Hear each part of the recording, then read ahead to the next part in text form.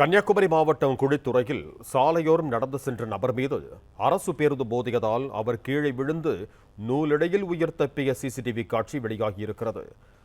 இது தொடர்பான கூடுதல் விவரங்களோடு இணைகிறார் எமது செய்தியாளர் அனீஷ். வணக்கம் அனீஷ், உங்களிடம் இருக்கும் தகவல்களை சொல்லுங்க.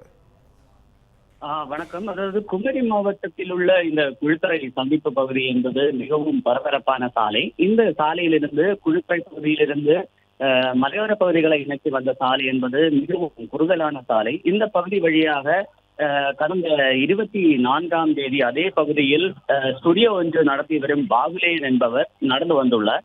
அப்போது எதிரே வந்த தமிழ்நாடு அரசு பேருந்து குறுகிய சாலையில் அதிவேகமாக வந்ததாக கூறப்படுகிறது.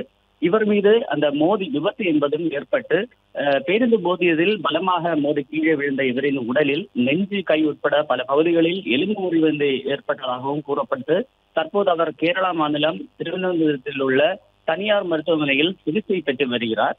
இந்த நிலையில் இந்த விபத்தின் சிசிடிவி காட்சிகள் என்பது தற்போது வெளியாகியுள்ளது. இந்த காட்சி என்பது பார்ப்பவரையும் அதிர்ச்சி அடைய வைக்கிறது.